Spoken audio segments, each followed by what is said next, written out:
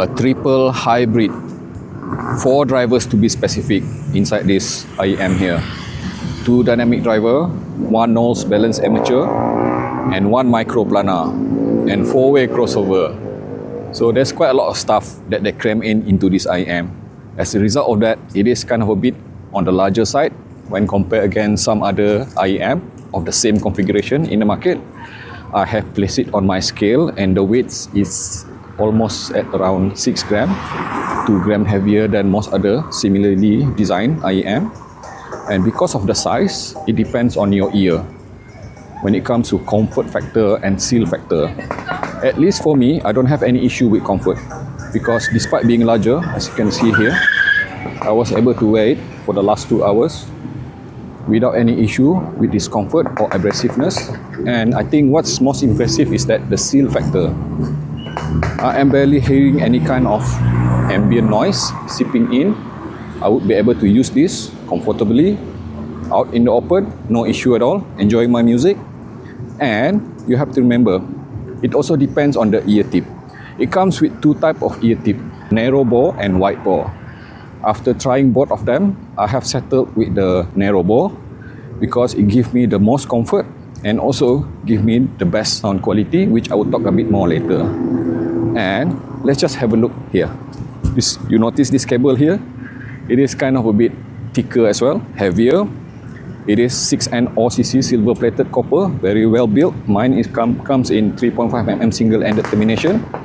You can also opt for 4.4mm balance, but regardless of the termination type, like I say, it is heavier, it is sturdier, and if you have issue with heavier cable, then you might have issue with this. Otherwise, I would say that the build quality from every standpoint, from the aesthetic, ergonomic, is just simply overall excellent.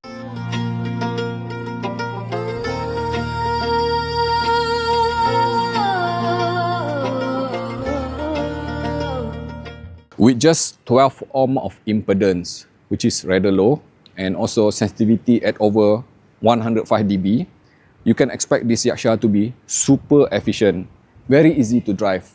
Simply put, when I connect it to my Xiaomi Mi 90 from the 3.5mm single-ended termination, I was already getting the kind of volume which I would consider as enough, which is wholesome, which is usable, at around 55 out of 100. And on top of it, when I scale it a bit with something which is a bit more powerful, like Venture Electronic Odo, not a very powerful dongle, I was already getting something which I would consider as 100%. So which means that, again, this Yaksha does not require a lot of power to sound the best. And how about pushing it higher, beyond 2 VRMS? I would say that it does not scale really well because, like I say, the keyword here is super efficient IEM to drive, which means that you can literally use it with anything. And on top of it, let's just talk about the synergy factor. When it comes to synergy factor, despite not being so scalable with power, it does appreciate different kind of DAC and amp. Meaning to say that depending on what kind of DAC and amp that you connect it to, it will reflect the characteristic of that DAC and amp. If you connect it to something which is transparent, then you're going to get something which is relatively transparent.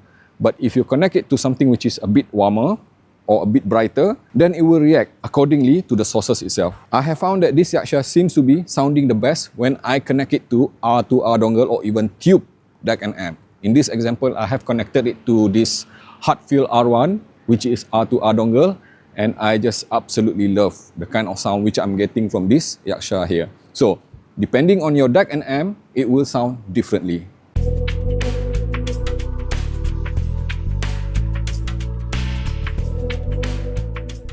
Despite being quite exotic with the triple hybrid and 4 type of driver and 4-way crossover, I would just simply say that this Yaksha is actually tuned to be quite traditional when it comes to the sound tuning itself. It is something which I would consider as a mild V sound curve, mild because I am hearing pretty much very relaxed, upper frequency, the kind of mid-range which is just kind of a bit transparent, and the lower frequency also exhibit the kind of boosting which is very relaxed as well. Simply put, I would even classify this Yaksha being safe tuning. Safe tuning means that it is simply suitable for many things, many purposes, and many people and many type of music. So let's just talk about the pace, rhythm, and timing. the kind of energy, the kind of pace, the kind of, let's say, articulation of dynamics handled by this Yaksha, it is quite impressive really. It is like $140, probably the most expensive Celest which I have heard so far. But does the price justify the tuning, the sound, the quality offered by this Yaksha? And my answer is yes. It is definitely the kind of sound which I would consider as being the point of maturity for Celest tuning, because this thing is definitely more resolving, more technically adept than the cheaper version of Celest IEM so far. It is in fact competing well above the price point of $140, perhaps even up to $200 kind of quality that you can expect for it. So let's just go back to the sound itself. So like I say, the pace, rhythm and timing is definitely very well tuned, meaning to say that it can handle complex type of music, even classical music, technical jazz, with the kind of articulation of resolution, imaging and details.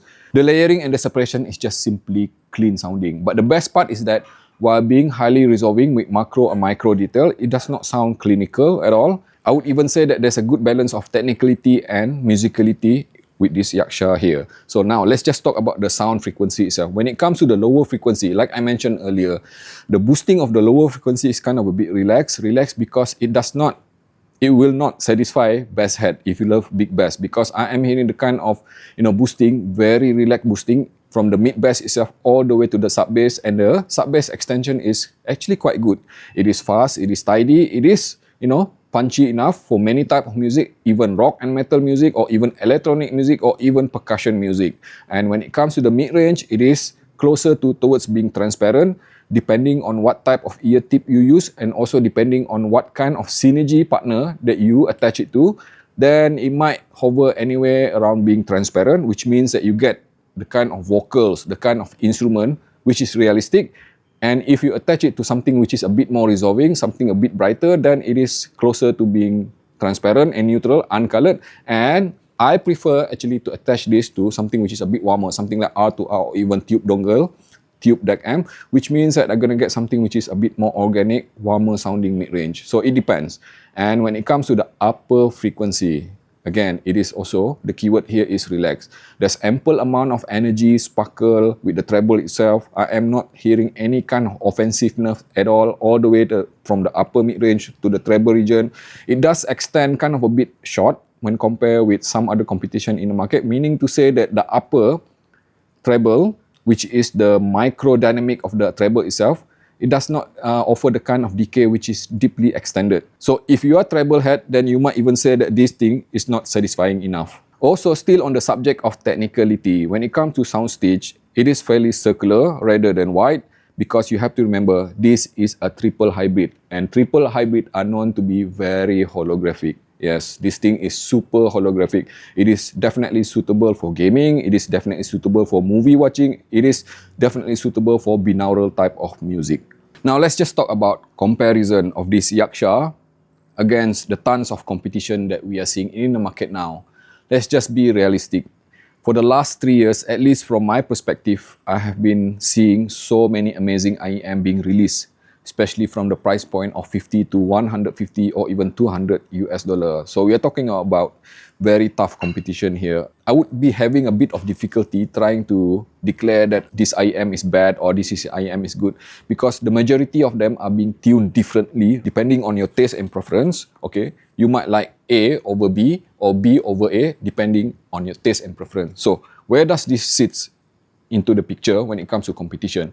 Let's just take a bit of coverage with the most recent IEM which I have reviewed this year so far, because there are just so many to compare with. Let's just start with something like Leica DX1, the one that I reviewed very recently. Priced similarly to this, within the price point of between $150, hovering around the area.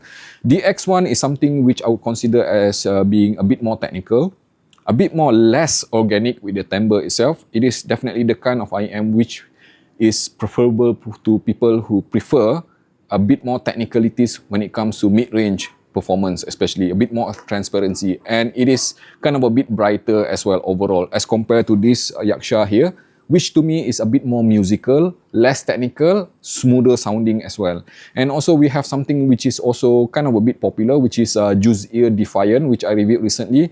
Now, I would even say that between Juice Ear Defiant and this Yaksha, I might have difficulty, trying to choose between the two of them, if I am forced to choose between the two of them, because I would even say that the tuning is pretty much similar, the kind of traditional V sound curve. But if I were to, let's say, dissect on the differences between this Yaksha and that Juicy Defiant, then I would say that this is a bit more neutral, a bit more organic sounding overall. And it is definitely the key strength of this Yaksha is it is also richer sounding than the Defiant, and also richer sounding when compared to the DX1, which I mentioned earlier. And this is the key strength of this Yaksha here. It is the kind of IEM if you want something which is dense, something which is thick with the sound note itself. So my conclusion for this Yaksha is that it is quite flexible. It would be easy for me to recommend this Yaksha, especially if you are sensitive to upper frequency, if you are sensitive to treble, if you prefer something which is moderately tuned, not to be too energetic, and if your priority is something which is more musical rather than technical, something which is definitely thick and rich with the sound note itself.